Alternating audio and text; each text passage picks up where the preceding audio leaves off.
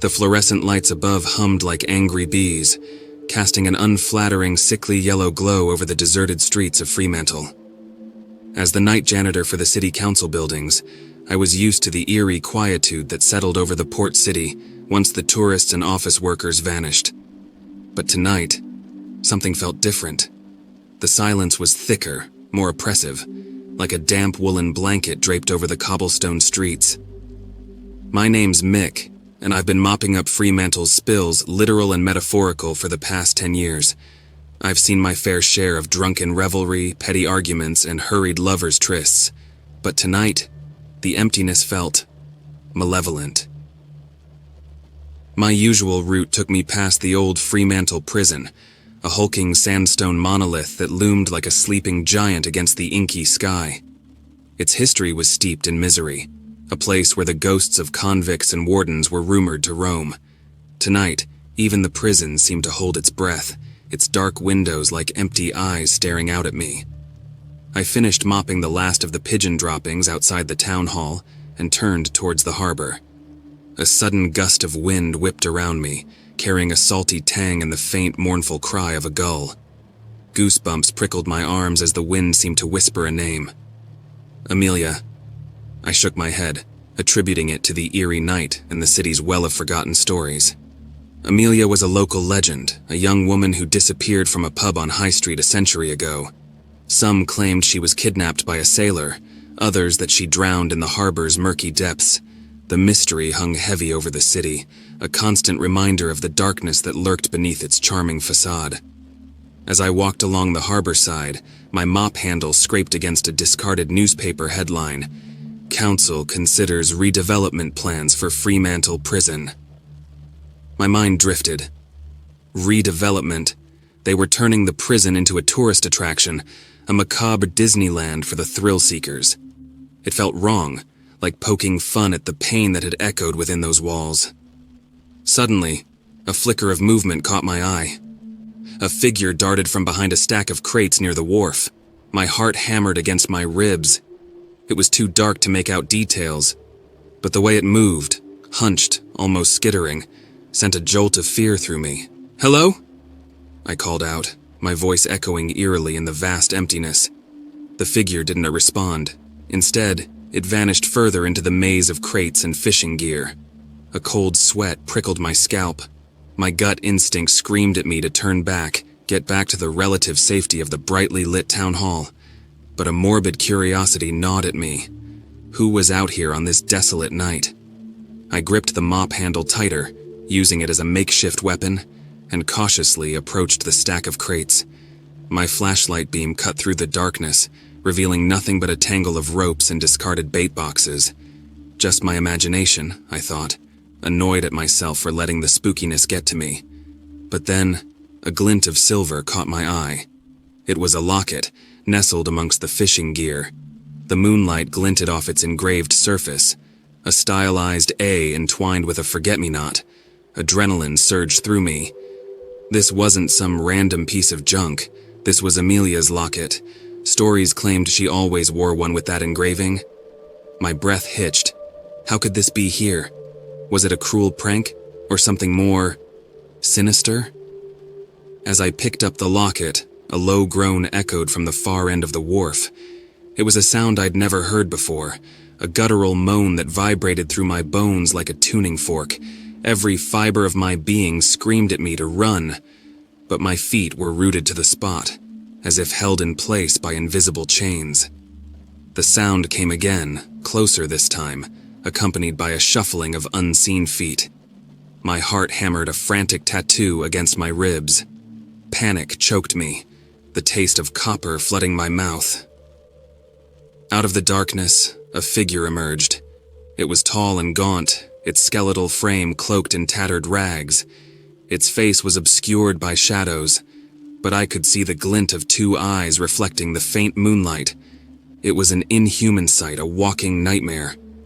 My scream died in my throat, choked off by a primal fear that froze me in place.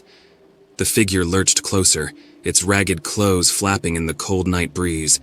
The smell that wafted from it was a putrid cocktail of decay and brine, a stench that assaulted my senses with a nauseating force. As it drew near, the moonlight finally pierced the shadows obscuring its face. What I saw etched itself into my memory with the permanence of a branding iron. Its flesh was a mottled canvas of gray and green, stretched taut over protruding bones. Its eyes were milky white orbs, devoid of pupils, staring at me with an intelligence that chilled me to the core. This wasn't a homeless person or a deranged vagrant.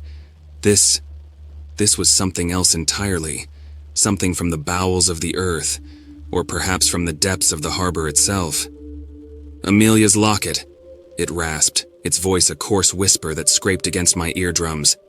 The sound lacked any warmth, any sign of humanity. It was the voice of a creature beyond the grasp of human understanding. My voice finally unstuck. Who are you?" I stammered, the words thin and fragile in the oppressive silence. "A guardian," it croaked, taking another halting step closer. "A keeper of secrets." Terror threatened to consume me, but a flicker of defiance sparked in my chest. "What secrets, and what do you want with the locket?" It extended a skeletal hand, its long, yellowed nails like claws. "It does not belong to you. Return it to its rightful owner." Panic warred with a strange curiosity. Owner? Was Amelia alive? A ludicrous notion, yet the creature's words held a conviction that shook me. Could there be truth to the age-old legend? "Amelia. She's been gone for 100 years, I said, my voice barely above a whisper. The creature let out a sound that was a cross between a growl and a sigh. "Time is a river, mortal," it hissed, its voice laced with a strange melancholy. "It flows differently for those who are some different." My mind reeled. Was it saying Amelia was trapped somewhere, and this creature was tasked with guarding her? Before I could formulate another question, a loud clang echoed from behind me. I spun around to see a metal dumpster lid topple over with a bang. It must have been dislodged by the creature's movements. The creature recoiled, its milky eyes widening in what appeared to be fear. "They sense me," it rasped, its voice dropping to another octave. "I must go." With a surprising burst of speed, it turned and lumbered away towards the labyrinth of crates at the far end of the wharf. My legs finally unstuck and I bolted in the opposite direction, the locket clutched tightly in my hand. I ran until my lungs burned and my legs ached, not daring to look back. Finally, I reached the relative safety of the brightly lit square near the town hall. Collapsing onto a park bench, I gasped for air, my heart thundering against my ribs. The encounter left me reeling. The locket, a tangible proof of something fantastical. The creature, a horrifying manifestation of the city's unspoken secrets. And Amelia? Could she really be alive after all these years? As dawn began to paint the sky with soft streaks of pink and orange, a new determination settled over me. I couldn't explain what happened, but I knew I couldn't ignore it. I had to find out the truth about Amelia, about the creature, and about the secrets they guarded. My janitor shift was over, but my day had just begun. I wasn't just cleaning the city anymore. I was entangled in its hidden history, a reluctant participant in a mystery that stretched back a century. The locket felt heavy in my hand, a cold reminder of the terrifying world that existed just beneath the surface of Fremantle's charming facade. And as I tucked it into my pocket, I knew my life would never be the same. My first stop was the Fremantle Art Center Library, a treasure trove of local history.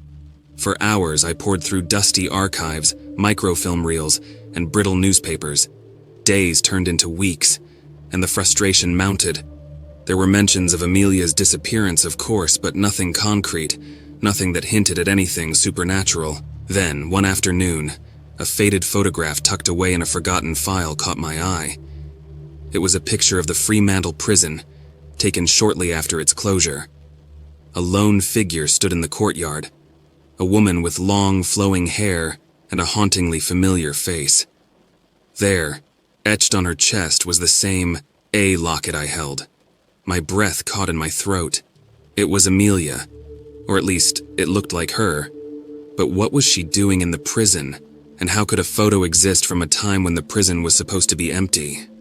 Driven by a renewed sense of purpose, I ventured towards the prison that weekend.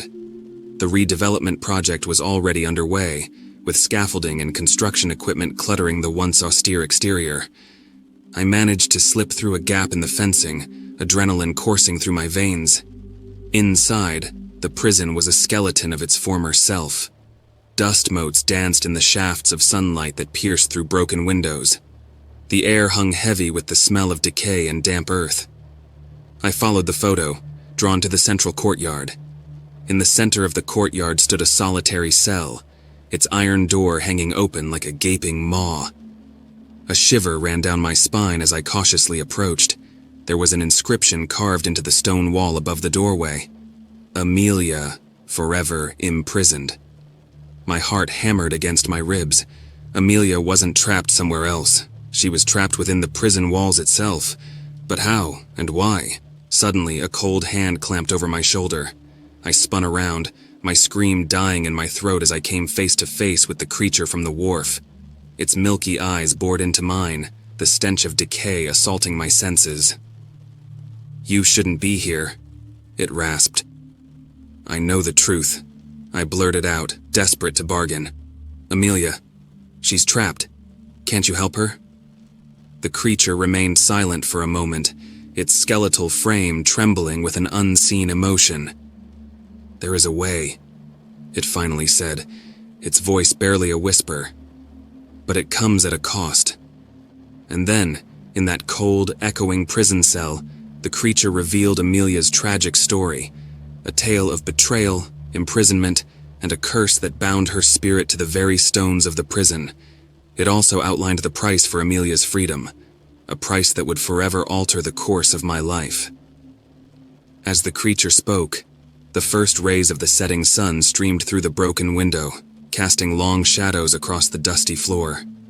The decision before me was stark, my own safety or Amelia's freedom.